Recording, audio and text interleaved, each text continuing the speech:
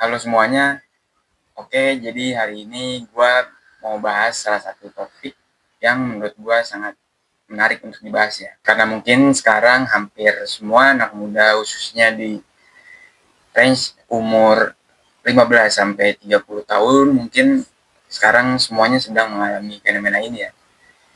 Fenomena ini kita sebut dengan brain rot. Oke, brain rot itu sendiri kalau kita artikan ke dalam bahasa Indonesia ya, itu artinya otak busuk atau pembusukan otak. Ya, memang terdengar kasar, tapi memang seperti itulah arti dari brain rot. Nah, istilah brain rot ini sendiri itu sebenarnya sudah muncul ya dari beberapa puluh tahun, bahkan ratusan tahun yang lalu, atau lebih tepatnya itu muncul di tahun 1854. Nah, awalnya itu istilah brain rot ini digunakan untuk mengkritik kecenderungan masyarakat yang lebih menghargai ide-ide sederhana daripada pemikiran yang kompleks. Tapi di tahun 2024 ini ternyata istilah brain rot ini kembali naik ya.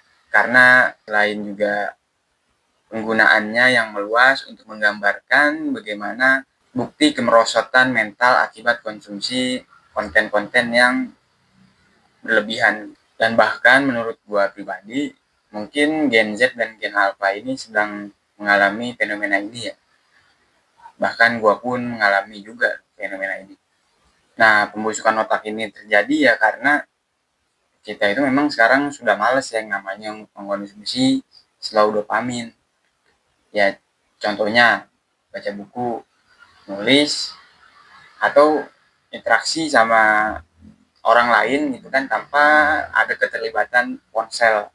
Bahkan menurut gue pribadi, mungkin inilah alasan kenapa anak-anak muda di negara kita ini itu kayak begini. Karena kalau kita lihat statistik, penggunaan media sosial tertinggi itu ada di anak-anak muda yang sepantaran sama gue.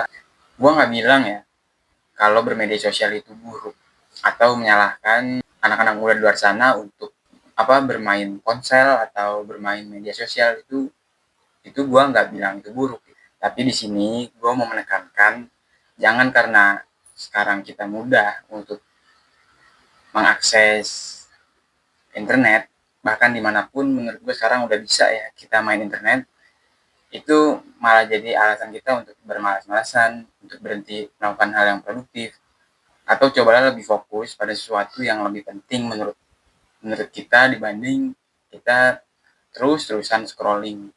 Tapi kalau dipakainya untuk kita scrolling gitu kan 24 jam non-stop atau ya mungkin belasan jam, ya itu kalian mendingan hati-hati deh. Time is money bro, satu kali 24 jam terus berjalan, masa iya mau kita sia-siain gitu aja di depan HP. Masih banyak hal positif di luar sana yang bisa kita lakuin kalau misalkan kita memang males baca, males nulis. Masih banyak kayak misalnya kita olahraga, kita bisa bikin konten-konten sederhana, atau juga kita coba belajar jualan via internet gitu. Dan masih banyak lagi yang bisa kita pelajari. Dan kalau bisa gunakanlah sepositif mungkin gitu, jangan terlalu banyak negatifnya, tapi coba lebih banyak positifnya.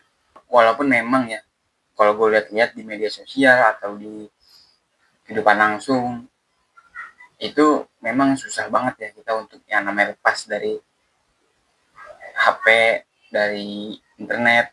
Apalagi sekarang kalau kita lihat di internet itu data menunjukkan kalau bahkan ya anak umur 5 tahun aja itu udah bisa ya, mereka itu mengakses, mereka itu udah paham gitu bagaimana internet itu bekerja.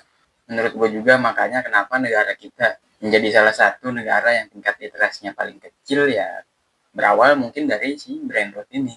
Karena kita lihat si konten ini itu lebih sebagai suatu asupan yang wajib masuk dibandingkan melihat ini sebagai sesuatu yang berbahaya gitu bagi kita gitu. Nah, jadi kesimpulan gue di sini jangan sampai kita jadi orang yang males, depresian, bilang hidup kita kok begitu-gitu aja. Karena memang salah satu faktornya yang adalah pembusukan otak ini, kerusakan otak ini. Coba kita ini untuk self improvement, mulailah sesuatu yang produktif, atau coba aja lakukan dulu sesuatu yang positif, yang sederhana, yang simple, nggak perlu yang terlalu mencolok atau ribet. Karena kalau misalnya kita ngelakuin yang sederhana aja belum mampu, apalagi kita ngelakuin yang besar gitu. Oke, mungkin segitu aja dulu dari gua di pembahasan kali ini. Sampai jumpa di video selanjutnya. Thank you.